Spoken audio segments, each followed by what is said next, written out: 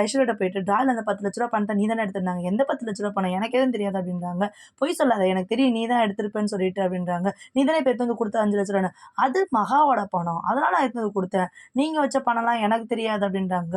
பொய் சொல்லாத ஐஸ்வர்யான்றாங்க. நான் சரி உங்க பணத்த நான் குடுத்துடுறேன். நீங்க தான் இந்த வேலைய பண்ணீங்கன்னு சொல்லிட்டு எல்லார்கிட்டயும் போய் ஒத்துக்கிறீங்களா? அப்படின்னாங்க. அது எப்படி? நான் எதுவும் பண்ணல. நான்லாம் ஒத்துக்க முடியாது அப்படின்னாங்க. நீங்க ஒத்துக்கிட்டா அந்த ரூ. 5,00,000 பணம் தரேன். நீங்க செய்யலல்ல அது அப்படின்னாங்க. நான்லாம் செய்யல அப்படின்னாங்க. அப்புறம் என்ன பண்றதுன்னே தெரியாம பார்த்தீங்கன்னா, அமைதியா போயிடுறாங்க. உன்ன ஒரு நாள் பார்த்துக்கிறேன்னு சொல்லிட்டு. அனாமிகா ஃப்ரெண்ட்ஸ் வந்து பார்த்தீங்கன்னா, மேரேஜுக்காக விஷ் பண்றதுக்கு வீட்டுக்கு வராங்க. வீடெல்லாம் பார்த்து பிரமிப்பா பேசுறாங்க. "இவ்ளோ பெரிய வீட்லயாடி நீ வாக்கப்பட்டு வந்திருக்கன்னு?" "ஆமா, இவங்க பெரிய ஜுவல்லரி ஓனரோட இது" அப்படின்னு சொல்லிட்டு நல்லா பெருமையா பேசுறாங்க.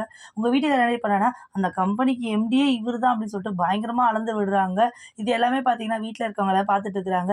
இவங்க யாருன்னு ஒவ்வொருத்தரா இன்ட்ரோடியூஸ் பண்ணிட்டு வராங்க. அப்ப பார்த்தீங்கன்னா, மகாவ இன்ட்ரோடியூஸ் பண்ணவே இல்ல. அந்த பாட்டி பார்த்தீங்கன்னா, இவங்க தான் இந்த வீட்டோட மூத்த பேத்தி. எல்லா பொறுப்பும் இவளோட தான் பார்த்துக்கிறான்னுங்க. அழகா இருக்காங்க இவங்க மங்களகரமா அப்படின்றாங்க. அதுக்கப்புறம் பார்த்தீங்கன்னா, வராரு வீட்டுக்கு உள்ள விஜய். வந்தோனே இவர் தான் என் ஹஸ்பண்ட் எம்டியா இருக்காரு. நான் எங்க எம்டியா இருக்கேன்? நான்லாம் எம்டியா இல்ல. எனக்கு கவிதை பாடுறது தான் ரொம்ப பிடிக்கும். நாங்க எங்க அண்ணா கூட சேர்ந்து பண்றோம் அப்படின்னு சொல்றாங்க. அனாமிகா ஃப்ரெண்ட்ஸ் எல்லாமே அனாமிகாவ கேவலமா பார்க்குறாங்க ஒரு மாதிரி.